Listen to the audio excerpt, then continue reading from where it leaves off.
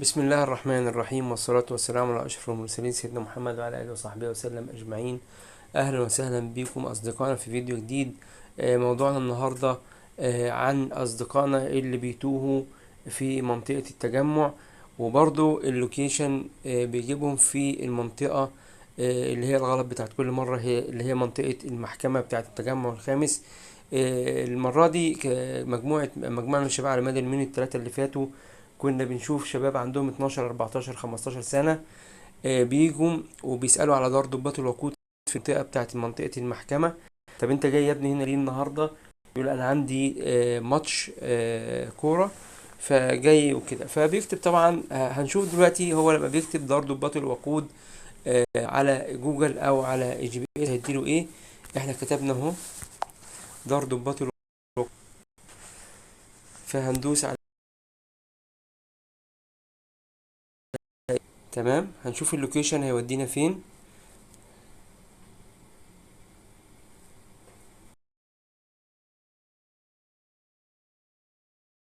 نفس المنطقة بتاعة كلمة المحكمة اهي، تمام. وهنا طبعا اكيد في مستشفى السلام اهي زي ما انت شايف معايا كده. طبعا هنا في المنطقة دي كلها مفيش دار ضباط او دار مناسبات تبع قوات مسلحة خالص، تمام. فده طبعا كده لوكيشن غلط. طب احنا دلوقتي عاوزين نروح دار ضباط الوقود، نشوف مكانها فين. هي دار ضباط الوقود يا جماعة على طريق محور المشير. لو انت جاي من مدينة نصر داخل على محور المشير هتبقى بنزينة وطنية على ايدك اليمين، بعد كده دار ضباط الوقود، بعد كده فندق تيبا روز، بعد كده استاد 30 يونيو، بعد كده مسجد المشير، بعد كده قاعة المؤتمرات. لو انت راجع من التجمع على محور المشير هتبقى بالعكس.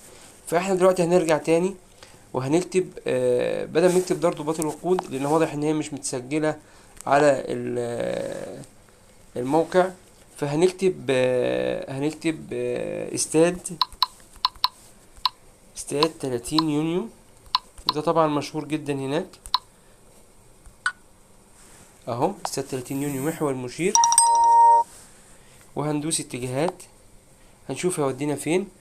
ادي زي ما قلت لحضرتك اهو، تمام. لو انت جاي من التجمع الخامس دوت اهو الداون تاون قطامية زي ما انت شايف كده. وطبعا هنا هيبقى الجولف، قصدي انا اسف، فهيبقى ادي الداون تاون.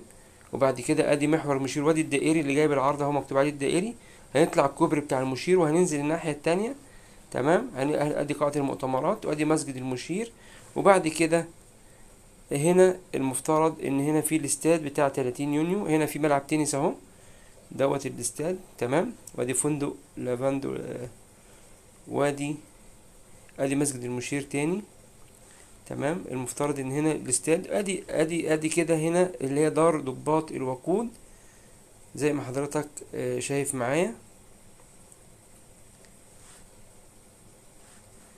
لو انت جاي من الناحية التانية بنزين عند مدينة نصر هيبقى هنا بنزينة وطنية، تمام. هتلاقي هنا محطة وقود، مفترض ان هي بنزينة وطنية. وبعد كده هتخش على دار ضباط الوقود، هتبقى على يمينك لو انت جاي من مدينة نصر. ادي المجموعة الاولى وقود، اعتقد هي ديت دار ضباط الوقود، تمام.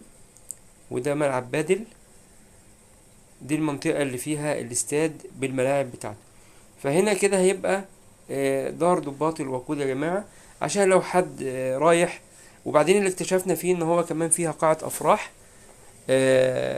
فيعني لو انت تعرف حد رايح دار ضباط الوقود، بالذات الاطفال يا جماعة اللي هم في سن 12 13 سنة، يا ريت ما يروحوش لوحدهم لان المنطقة دي محور المشير.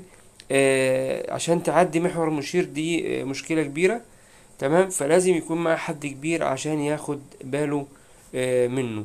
ربنا يستر على اولادكم جميعا ان شاء الله، اولادنا جميعا باذن الله. وده كان فيديو النهارده، يا ريت لو عجبك تساعدنا وتعمل لايك وتعمل شير عشان الفيديو يوصل لناس كتيرة. شكرا لكم والسلام عليكم ورحمة الله وبركاته.